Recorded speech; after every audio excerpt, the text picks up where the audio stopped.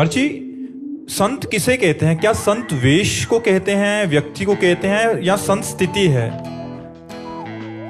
वेश तो आचार्य परंपरा से हम लोगों को प्राप्त है, पर वास्तविक जो संत का स्वरूप है वो उनके लक्षणों से है, वेश से पूरा नहीं। अगर वेश संत का है और लक्षण संत के नहीं है तो हम उसे संत नहीं कह सकते। वेश संत का नहीं है पर लक्षण संत के हैं तो हम उन्हें संत कह सकते हैं। संत के लक्षण हैं निर्मोह, वो किसी से मोह नहीं करते, सब में भगवत भाव करते हैं। लेकिन संत कहा भी जाता है निर्मोही अखाड़ा, उनके अंदर मोह नहीं होता। मोह अज्ञान जनित होता है। मोह मूल बहुशूल प्रद त्यागो उत्तम अभिमान, भजहु राम रघुनायक कृपा सिंधु भगवान। भगवान का भजन मोह त्याग से होता है। तो जो संत जन होते हैं वो अपने शरीर का मोह और सर्व शरीरों का मोह, वो मोह त्यागी होते हैं। दूसरा, वो मान त्यागी होते हैं। उनमें किसी भी तरह के मान सम्मान की लालसा नहीं होती। मान सम्मान प्राप्त होने पर उन्हें न दुख होता है न सुख होता है। वो दोनों में समान भाव रहते हैं। अगर कोई अपमान करता है तो दुख नहीं होता, सम्मान करता है तो उन्हें सुख नहीं होता। और किसी भी कुसंग में उनके अंदर कुभाव नहीं आ सकता। जित संग दोषा होते हो, संग दोष का प्रभाव संतों के हृदय में नहीं होता।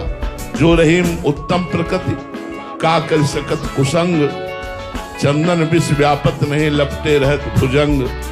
ऐसे ही चाहे जितने भी गलत आचरण वाले उनके साथ हो जाएं तो भी उनके मन में कभी गलत आचरण का भाव नहीं आएगा। ऐसे वो संत होते हैं।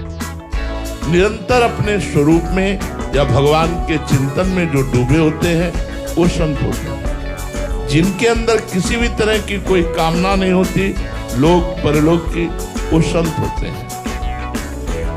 समस्त दुखों को भगवान का कृपा प्रसाद समझकर सहन करना, तितिक्षवा, ये संत का बहुत बड़ा लक्षण है। गर्मी, सर्दी, मान, अपमान, निंदा, स्तुति, रोग, शोक, दुख सब एक साथ टूट पड़े तो भी वो विचलित नहीं होंगे।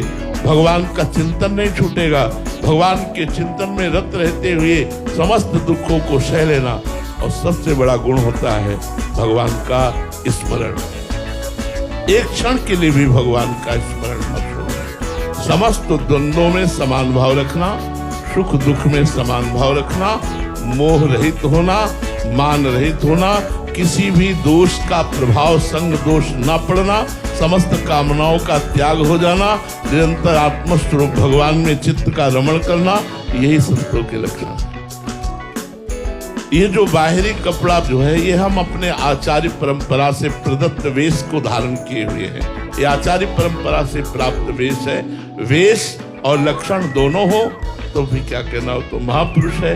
लेकिन लक्षण है, वेश नहीं तो वो संत है। वेश है, लक्षण नहीं तो वो संत नहीं है। तभी